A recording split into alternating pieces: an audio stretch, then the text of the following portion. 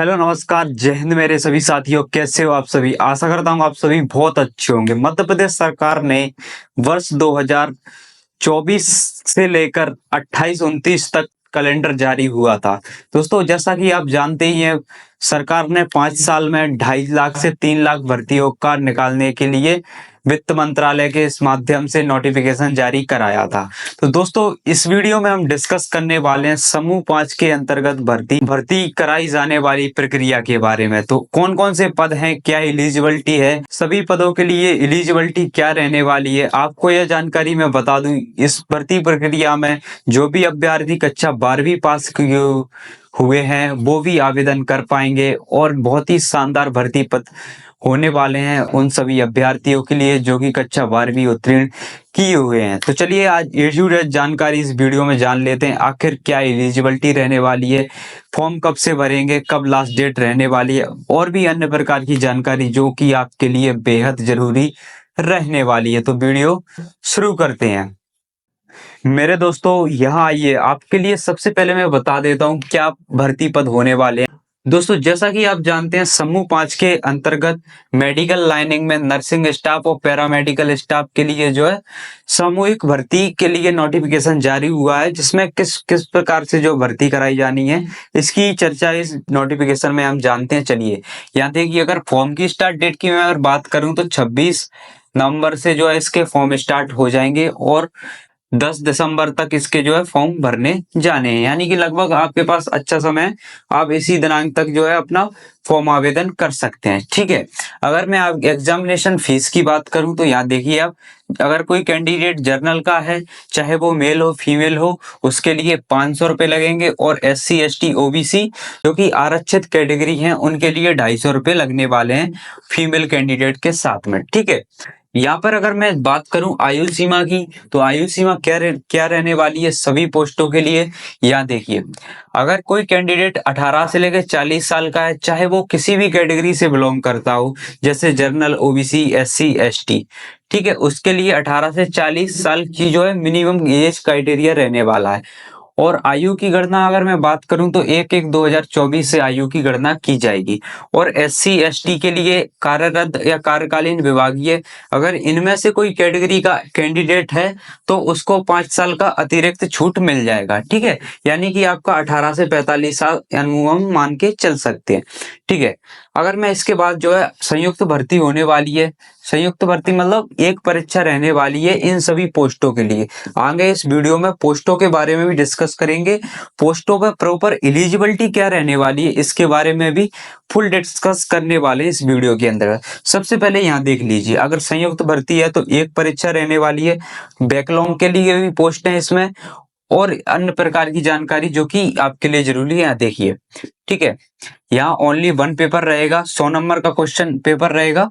ठीक है, यहाँ पे देखिए 100 नंबर में आपका जो 25 नंबर का जो पोर्शन रहेगा वो केवल पोर्शन आपका 25 नंबर का जो पोर्शन रहने वाला है वो आउटसोर्सेस सिलेबस से रहेगा, जो कि इस प्रकार है। देखिए, सामान्य हिंदी रहने वाली है, उसमें सामान्य ज्ञान रहने वाला है, सामान्य अंग्रेजी, ठीक है, गणित भी रहने वाला है, अब रीजनिंग भी रहने वाली है।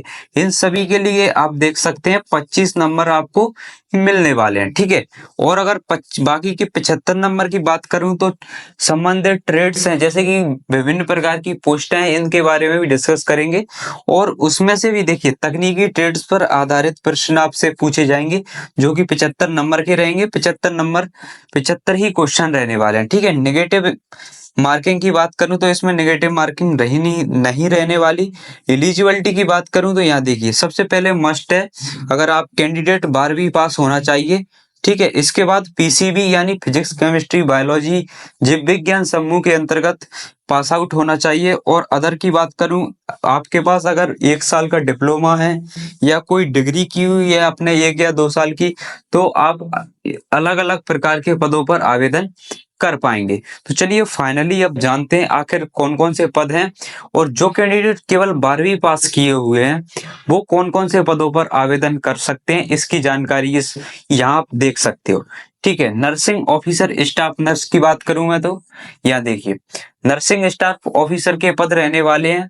ठीक है, फार्मासिस्ट ग्रेड 2 के पद रहने वाले हैं। लेबोरेटरी टेक्नीशियन के पद रहने वाले हैं, और इसी के साथ टेक्नीशियन असिस्टेंट के पद रहेंगे और लैब टेक्निकल असिस्टेंट के पद रहेंगे। ठीक है, रेडियोग्राफर के पद रहेंगे, डार्क रूम असिस्टेंट के पद रहेंगे, रेडियोग्राफिक्स टेक्नीशियन के पद रहेंगे। ठीक है, ओटी टेक्नीशियन के पद रहने वाले हैं, ऑक्यूपेशनल थेरेपिस्ट के पद रहेंगे, और ऑस्टियोमेट्रिक्स के पद रहेंगे, और डेंटल हाइजीनिस्ट के पद रहने वाले हैं। इन सभी पदों पर प्रॉपर एलिजिबिलिटी जो कि रहने वाली है, नोटिफिकेशन के रिगार्डिंग मैं आपको कंप्यूटर स्क्रीन के माध्यम से बता दूंगा। प्रॉपर यहाँ पे लिखना संभव नहीं है, सभी के लिए अलग अलग एलिजिबिलिटी है। कुछ पोस्ट ऐसी भी है जिनमें अगर आप 12वीं पास किए हुए हैं तो भी आप आवेदन 20 से 25 प्रकार की जो पोस्ट समूह 5 के अंतर्गत जो निकली हैं उनकी प्रॉपर एलिजिबिलिटी आगे आप देखते रहिए। ठीक है, यहाँ पे रेडियो थेरेपिस्ट के पद हैं कि हमने सभी पदों के बारे में जाना। अब इनके लिए प्रॉपर एलिजिबिलिटी के बारे में बात करते हैं, आखिर सभी पदों पर क्या क्या एलिजिबिलिटी रहने वाली है, ताकि जो अभ्यर्थी कक्षा 12वीं पास किए हो, जिनके पास ना तो किसी भी डिप्लोमा नहीं है ना ही डिग्री है, और वो भी समूह 5 के अंतर्गत भर्ती प्रक्रिया में आवेदन करना चाहते हैं, तो वो कौन सी पोस्ट रहने वाली है जिन पर वो आवेदन कर पाएंगे।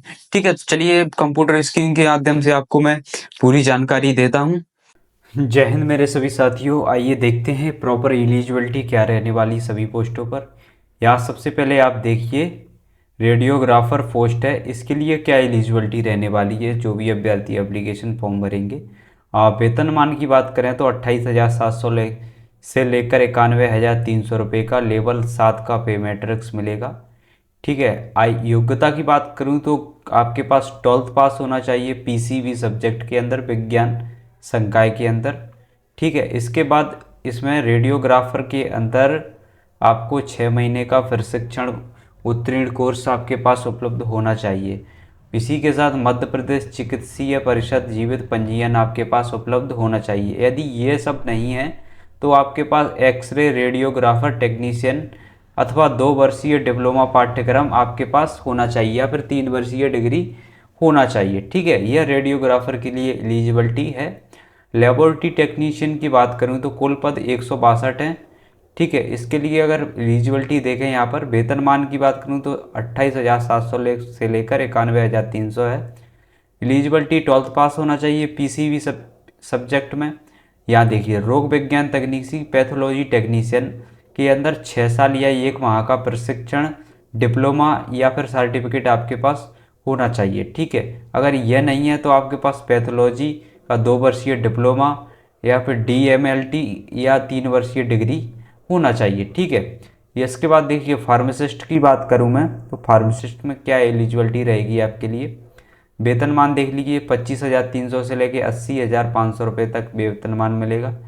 या देखिए 12th पास होना चाहिए एक तो पहली एलिजिबिलिटी। इसी के साथ साथ विधि द्वारा स्थापित विश्वविद्यालय के द्वारा फार्मेसी में बी फार्मा या डी फार्मा आपके पास होना चाहिए, तभी आप इसमें एलिजिबल माने जाएंगे। ठीक है, या देखिए शल्य चिकित्सा यानी ओटी टेक्नीशियन के लिए क्या एलिजिबिलिटी है। सिंपल है दोस्तों, 12th पास होना चाहिए इसके लिए, ओटी टेक्नीशियन डिप्लोमा आपके पास होना चाहिए। ठीक है, इसके बाद यहाँ देखिए नीचे दोस्तों स्पीच थेरेपिस्ट में क्या योग्यता रहेगी।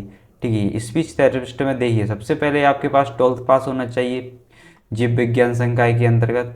इसी के साथ यहाँ देखिए ऑडियोलॉजी या स्पीच लैंग्वेज पैथोलॉजी के अंदर स्नातक डिग्री हो या फिर डिप्लोमा स्नातक आपके पास होना चाहिए। ठीक है, ये गवर्नमेंट के द्वारा इंडिया जीवित पंजीयन जो कि राज्य शल्य चिकित्सा संस्थान प्रदान करता है। ठीक है, टेक्नीशियन की प्रॉपर बात करूँगा तो टेक्नीशियन का काम होता है लैब के अंदर या किसी भी विभाग में टेक्निक क्षेत्र में काम करना। या देखिए इसमें 12th पास डिग्री या डिप्लोमा आपके पास होना चाहिए। ठीक है, और इसके बाद यहाँ देखिए टेक्नीशियन असिस्टेंट की बात करूँ तो टेक्नीशियन असिस्टेंट जैसा कि आप जानते ही है 12th पास होना चाहिए।